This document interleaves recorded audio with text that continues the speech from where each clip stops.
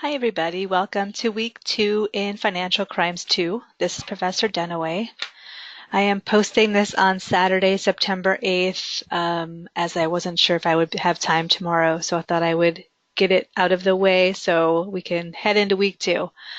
Hope you're all having a great weekend and that you all had a good week 1. I didn't receive that many questions, so I think you're all maneuvering around and able to find what you need. So that is a very good sign. So for week 1, it was again an introduction and overview.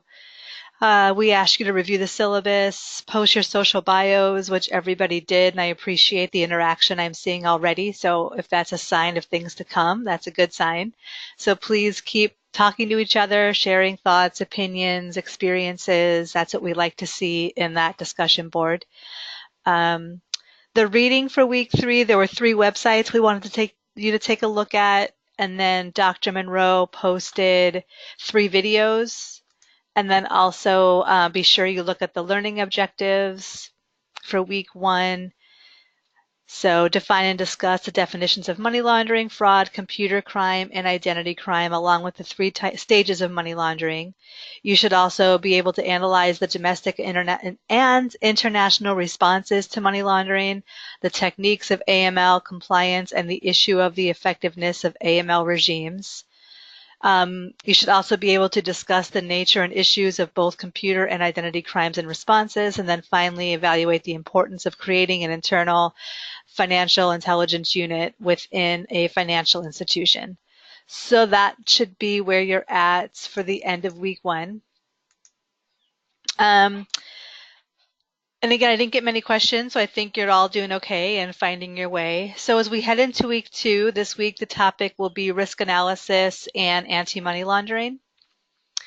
You will see that there's 2 videos here, risk analysis and anti-money laundering, and then perspectives on risk analysis and AML. In the reading, there is a lot of reading this week. I'll wait for it to pull up. Some we list page numbers. If you could just kind of get, familiar with each one. Some are obviously way longer than others. So yeah, just kind of take a look at what's posted. Perhaps you'd want to look ahead at the assignments to see what the focus will be on, to see where you should focus. But again, if you could at least take a look at, skim, see the page numbers that we've highlighted, pay special attention to those. So the article on risk analysis, the 3rd one down here by Dr. Jamidas, that one's important. And losing the war against dirty money is important. I mean, I think they all have awesome information. So you should, take a look as time permits at all of them again, just to get a sense of what they're about, get a sense of, but the couple I mentioned are ones that I think will help you the most. There's a couple of risk assessments attached, which are helpful to look at as well. So that's the reading. And again, don't get overwhelmed. Do what you can. Like I suggest, look ahead at the assignments so you kind of know what the focus will be. But when you do have time, I suggest perusing all the materials in this section. So let's go back to the modules. So the learning objectives for week 2. Analyze the history of risk analysis and the European directive. And you'll also be able to compare and contrast rule-based risk analysis, risk-based analysis, and hybrid versions. Discuss the fundamental concepts and the nature of risk, the concept of singularity, and the problem of vagueness in risk categories and analyses. And then critique the perspectives on risk analysis of the Bank Secrecy Act Manual, the Financial Action Task Force, and other international organizations. So that can kind of help you direct the reading and the articles as well. And again, I hesitate to say anything because I feel like this course is so much awesome material and we really do want you to take a look at all of it. I just know in previous courses I've received messages that people were overwhelmed. So again, do what you can. with the time that you have. But all of the material is really, really helpful and really interesting, I think. Okay, so that is week 2. Next week, we will start discussing fraud. So week 3 will be fraud. Another interesting, awesome week. I think this course each week, it just gets better and better. So again, another great week next week. So then just to recap, so for this week, as usual, you want to post in the discussion forum. Because I'm posting this Saturday, you want to be sure you post all of your responses and comments for week 1 by tomorrow, Sunday evening, 11:59 p.m. Pacific time for week 1. And then going into week 2, you want to make sure you post your initial responses Wednesday, and then again your follow-up and comments by next Sunday. So be sure you do that. And do the reading that I've mentioned the reading several times, but do the reading that is under week 2, and then watch the 2 videos from Dr. Monroe.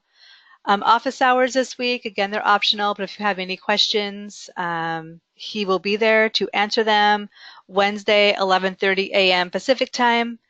And then finally, just a recap, your first assignment is due at the end of week 3, which is is it the 23rd? Yeah, the 23rd. Is it the 23rd? Now I'm doubting myself. I don't have my calendar up. I believe it's the 23rd. So it's 2 weeks from tomorrow. So that is when the first assignment is due. If I'm off by a day, just know that it's 2 weeks from tomorrow. I'm doubting myself, and I can't stop and think and talk at the same time to like figure out the exact day. But it's 2 weeks from tomorrow. All right, so I think that is everything. If you have any questions, email me. Dr. Monroe is also available for emails and questions. Again, either within the office hours or if you want to send him an email outside, he's very responsive.